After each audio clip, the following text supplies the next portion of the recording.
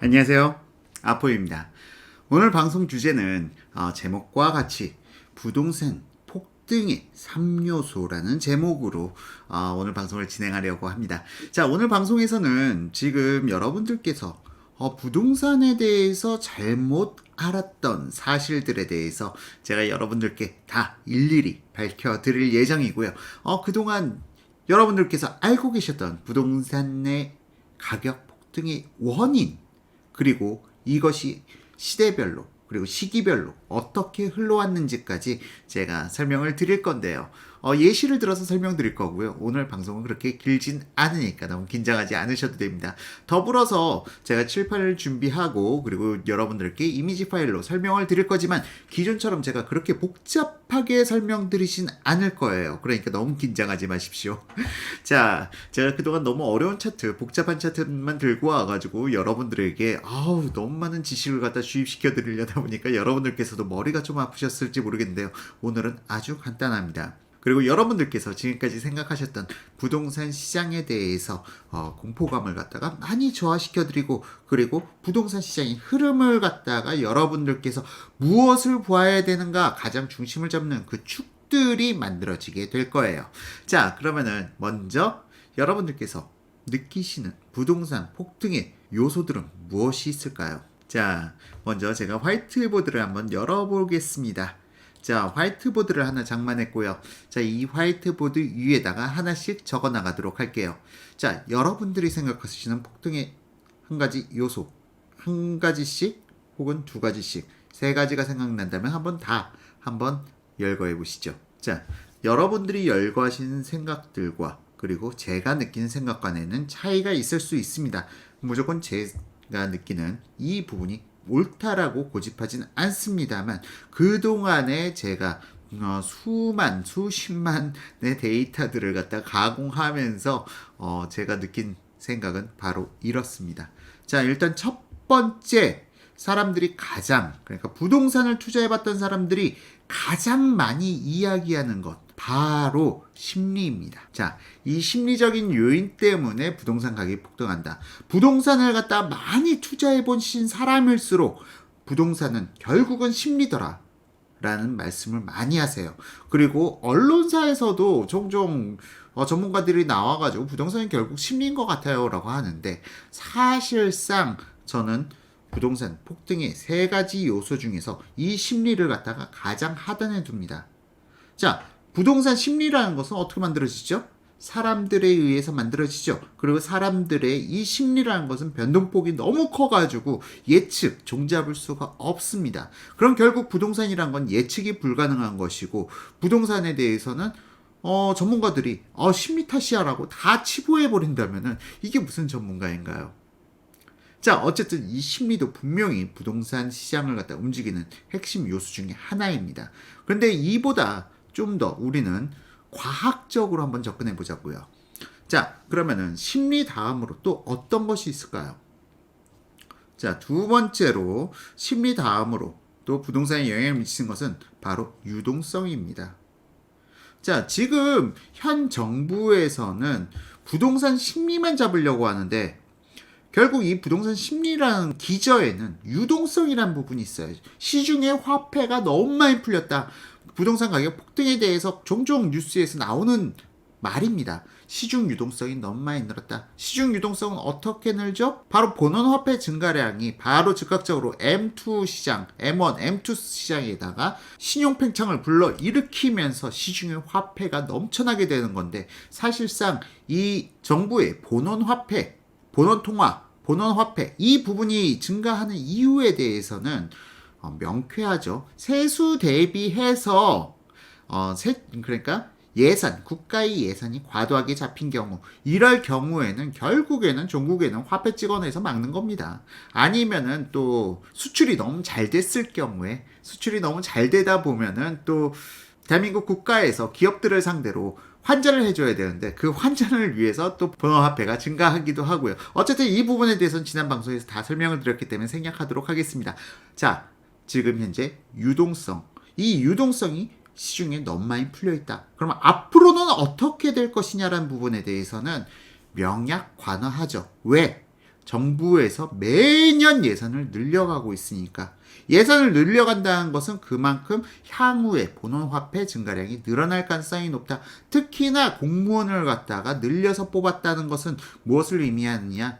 향후 정부 예산이 계속 기하급수적으로 늘어날 수밖에 없다. 공무원을 늘렸다는 것은 이 사람들이 단기성으로 끝날 수 있는 부분이 아니에요. 이 사람을 평생 국가에서 책임져야 되기 때문에 공무원이 늘어났다는 부분은 향후에도 국가 예산을 갖다 급격하게 줄이기는 거의 불가능에 가깝다라는 부분을 갖다 시사하는 대목이죠. 어쨌든 이런 유동성 부분에 대해서 향후에 유동성이 갑자기 줄어든다거나 그럴 가능성은 극히 저는 낮다라고 그렇게 평가하고 있죠. 자, 어쨌든 유동성에 대한 심리라는 부분 그리고 유동성까지 말씀드렸는데요. 이 심리를 갖다 잡기 위해서 정부에서는 지금 고강도 부동산 대책들을 갖다 발표하고 있는 것인데 이 부동산 대책이란 것은 이 심리에 포함되어 있다고 보시면 되는 거고요. 유동성이라고 말씀드린 부분에는 금리도 포함되어 있습니다. 이 유동성을 갖다 억제하기 위해서 정부에서 출구 전략을 사용할 때는 금리 인상을 갖다가 하기도 하는데요. 이거는 뭐 나중에 별도로 제가 거시경제에 대해서 더 설명드릴 시간을 마련하도록 하고요. 오늘은 너무 깊게 들어가지 않도록 하겠습니다. 자, 그럼 세 번째 요인은 무엇이 있을까요? 자, 여러분들께서 제 방송을 갖다 지속적으로 봐오셨다면은 바로 그거야 라고 느끼실 텐데요. 맞습니다. 바로 공급 부족입니다. 공급 부족이 발생되게 되면은 바로 수급 불균형이 발생되게 되고요. 수급 불균형이란 부분으로 인해서 대한민국의 부동산 시장은 요동을 치는 것이죠. 자, 여기서 공급 부족이라고 하면은 사람들이 고개를 설레지는 분들이 많아요. 공급이 왜 부족하느냐? 자, 여러분들 부동산에서 특히 지금 서울의 부동산에서 어떤 부동산이 상승하고 있는지를 한번 생각해 보시죠. 모든 부동산이 다 상승하고 있나요? 최근에 오피스, 상가 상승하던가요? 오피스텔 상승하던가요? 물론 국지적으로 상승하는 부분도 있지만 주택가격 상승만큼 상승하던가요?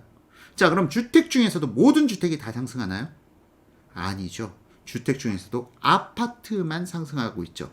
왜? 사람들이 원하는, 사람들의 니즈는 아파트를 향하고 있는데 서울시장의 입장에서는 지금 아파트 공급을 갖다가 축소시키고 정부에서도 재개발 재건축 특히 재개발도 같이 위축시키고 있어요. 이러한 부분으로 인해서 사실상 사람들이 원하는 것은 아파트인데 서울의 아파트 공급은 늘질 못하고 지속적으로 연립 다세대 다가구 주택만 짓는다고 하면 물론 아파트도 다세대 범주에 포함되긴 합니다만 자, 일단 아파트와 다세대는 분류하고요. 분류해서 연립, 다가구, 다세대 아무리 지어봤자 아파트 공급이 부족한 것인데 수요는 사람들은 아파트를 원하는데 아파트 공급이 부족하다 보니까 아파트 가격이 오르는 것이죠. 자, 사람들의 부가 증대되면은 기본적으로 연립에 살고 있던 사람들은 좀 더 상위 단계 살기를 원할 거고요.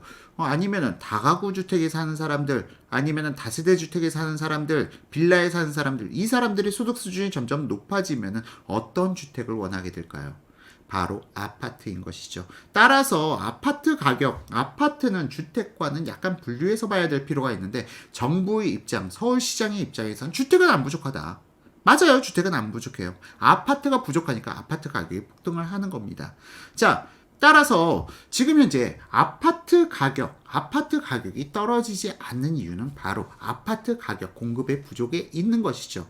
여기다 더불어서 사실상 지금 아파트 가격이 폭락할 것이다라고 주장하시는 분들 중에 일부가 인구의 감소를 얘기하고 계세요. 인구의 감소를 얘기하시면서 인구가 감소해 가다 보니까 아파트 가격이 떨어질 것이다. 하지만 국민의 소득은 증대되고 있죠. 연립 다세대 다가구 빌라에 사는 사람들은 계속 아파트 진입을 원하고 있어요.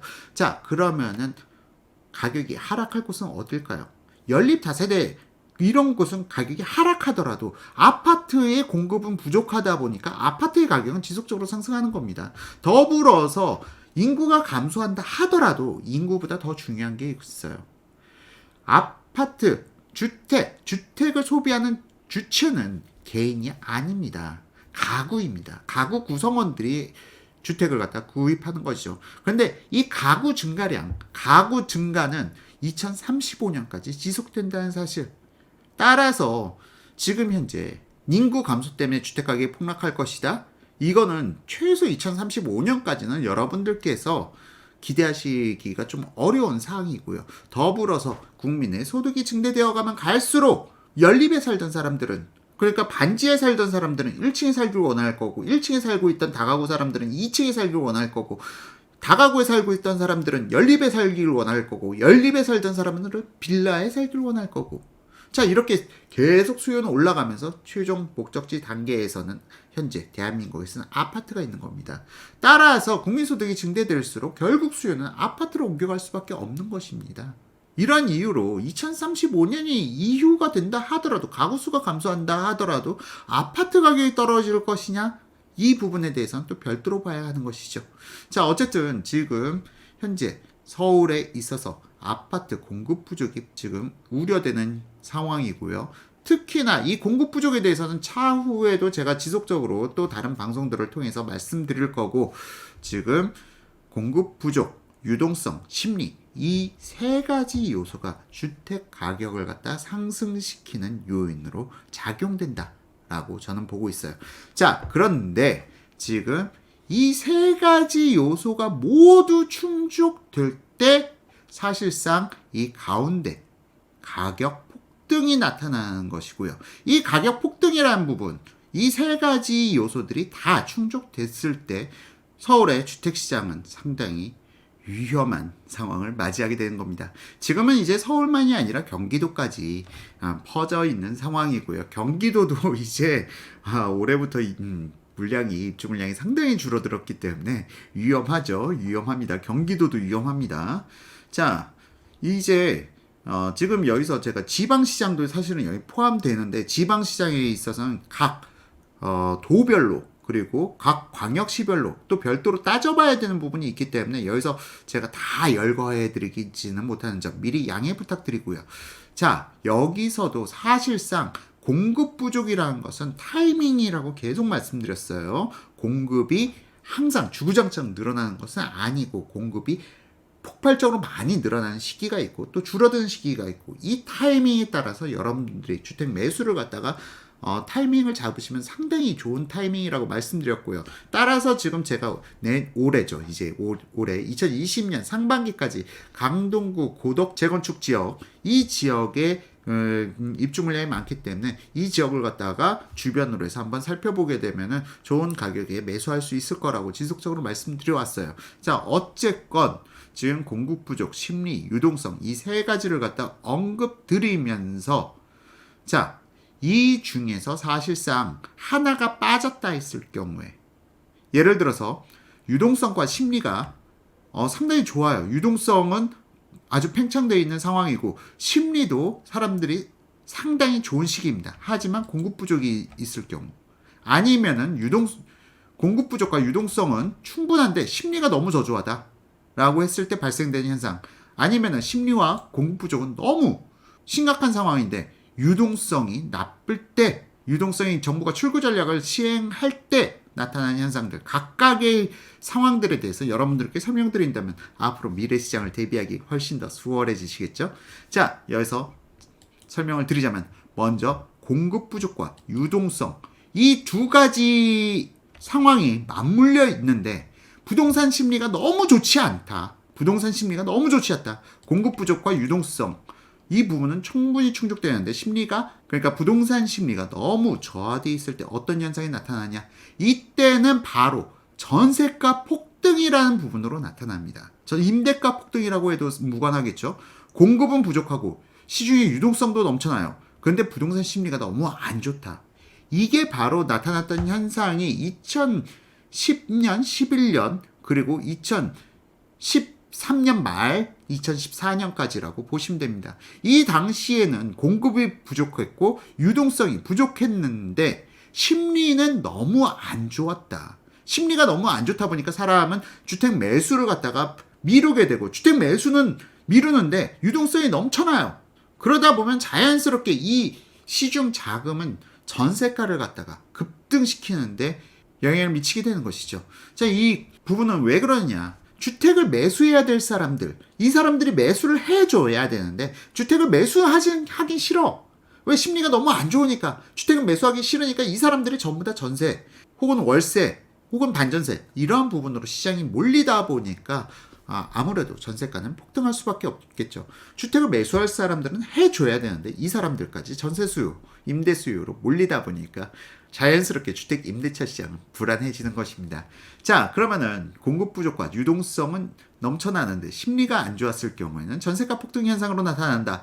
자, 그러면은 유동성과 심리도 좋아요. 그리고 유동성도 넘쳐나. 근데 공급도 많아. 자, 이러한 경우에는 어떻게 되느냐? 이러한 경우에는 국지적 상승, 그러니까 상승 요소가 있는 부분. 그러니까 서울에 공급이 많다라고 하면은 예를 들면은 강남에 공급이 많다라고 하는데 강북에는 공급이 없어요. 그럼 오히려 강북이 상승할 수도 있는 겁니다. 강북에 공급은 많은데 강남에 공급이 없다. 그럼 강남은 가격이 폭등해 가는 것이죠. 이러한 국지적 현상이 나타날 수가 있어요. 또한 이러한 심리와 유동성은 상당히 좋은데 공급 부족이 나타났다. 이런 경우는 지역적으로 서울에서도 각 구들이 있죠. 25개 구 중에서 지역적으로 나타날 수도 있고요. 아니면 면적대별로 나타날 수도 있습니다. 면적대별로. 예를 들어서 2002년, 2003년의 상황을 떠올려 보시면 돼요. 2002년, 3년도에는 사람들이 대형 평형만 오른다. 서울에서는 무조건 대형 평을 사야 돼. 아무리 작아도 집은 30평대는 넘어야 돼. 라는 고정관념이 팽배했던 시기였다. 2002년, 3년, 4년, 5년. 이 시기에는 대형 평형만 상승했습니다. 그러다 보니까 건설사에서는 어떻게 했죠? 대형 평형만 무식하게 지어댔어요. 소형 평형, 그러니까 국민주택규모 이하는 짓지도 않았던, 한 세대도 짓지 않고 중대형 평형 위주로만 지었던 단지들이 탄생했던 시점이 바로 이 시기였습니다. 자, 그러다 보니까 이 이후에 어떻게 됐나요? 소형 평형만 상승하고 있죠. 자, 이러한 현상들, 그러니까 면적대별로 혹은 지역별로 혹은 또 상품에 따라서 국지적인 상승이 발생되는 현상이 나타나게 됩니다. 공급이 부족하지 않은데 심리와 유동성만 넘쳐나는 경우, 그럴 경우에는 국지적 상승 혹은 상품에 따라 혹은 면적대에 따라 이러한 상승이 나타나게 되는 것이죠. 자, 마지막으로 공급은 부족하고 심리는 좋아요. 심리는 아주 좋다. 공급도 부족하고 심리는 아주 좋은데 하필이면 정부에서 이제 급작스럽게 출구 전략을 시행하는 거예요. 시중이 유동성이 너무 많이 풀렸어. 시중 금리를 갖다 확 올리고 시중 자금을 확 빨아들여 라고 할 때 나타나는 현상은 분명 이 시기 상승하긴 합니다. 상승하긴 하는데요. 그렇게 폭등을 갖다 유발시키기는 어려워요. 폭등을 왜? 금리가 너무 높으니까. 이때는 폭등을 유발시키긴 힘들고요. 다만 고급 주택들 위주로는 많이 상승할 가능성이 있습니다. 고급 주택들 위주로 많이 상승할 수는 있지만 예를 들어서 강남이라든지 서초라든지 용산이라든지 이런 지역의 고급 주택들은 상승할 가능성이 있지만 서울 전체적으로 상승하기는 아니면 경기도 전체적인 상승을 갖다가 이끌어내기에는 한계가 있습니다. 자, 그러면은 공급 부족, 심리, 유동성 이 부분이 다 충족되면은 어떤 현상이 나타나느냐? 바로 폭등이죠. 이런 때 바로 주택가격이 폭등하는 거고요. 이 시기에는 이런 폭등이 나타났던 것은 아무래도 2007년, 2008년 이 시기였죠. 이 시기에는 서울, 강북, 의정부까지도 상승했어요. 포천까지도 상승했다, 폭등했다고 보시면 돼요. 그 시기에는. 의정부까지 상승했다. 자, 이러한 상승이 바로 저는 내년 혹은 올해 연말, 올해 말부터 혹은 내년에 나타날 수밖에 없다. 왜? 지금 이 3요소들이 다 이루어지는 시기가 바로 올해 말부터 내년 본격화될 수 있다라고 저는 생각하고 있어요. 자, 유동성에 대해서 말씀드렸지만 유동성 향후 지금 우리 정부가 유동성을 갖다가 출구 전략을 시행할 수 있을 만큼 우리 경제가 녹록하지가 못하다. 시중에 돈을 갖다가 뿌려대고 있는 현 정부의 기조로 봤을 때 유동성을 잡을 가능성은 극히 낮다. 특히 올해 정부 예산 514조인가요? 작년보다 10% 늘어났죠. 내년에는요. 내년에 더 늘릴걸요.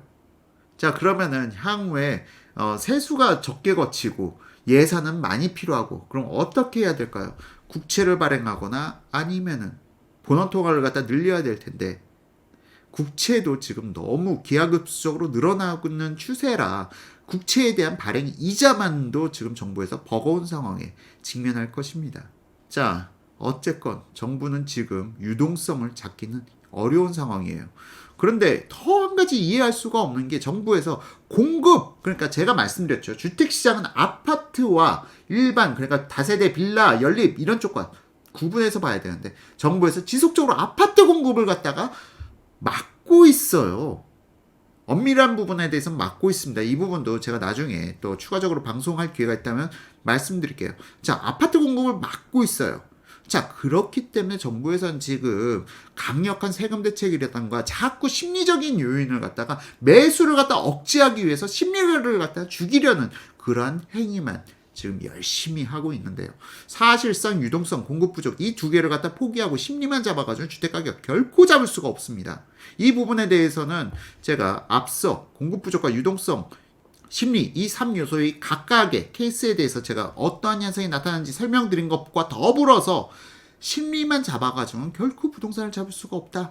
근데 정부는 지금 현재 심리만 잡으려고 하고 있죠. 자, 그리고 이 심리에는 정부에 대한 신뢰성이 바탕이 되어야 합니다. 정부에 대한 신뢰성, 정부의 정책에 대한 신뢰성, 이 부분이 기본적으로 바닥에 기저에 깔려 있어야 되는데 사실상 점점 정부의 부동산 대책 발표하고 정부에서는 야 우리 주택가격 때려잡았어라고 하지만 그 이후로 3, 4개월 혹은 5, 6개월 후에 어떤 현상을 경험했습니까?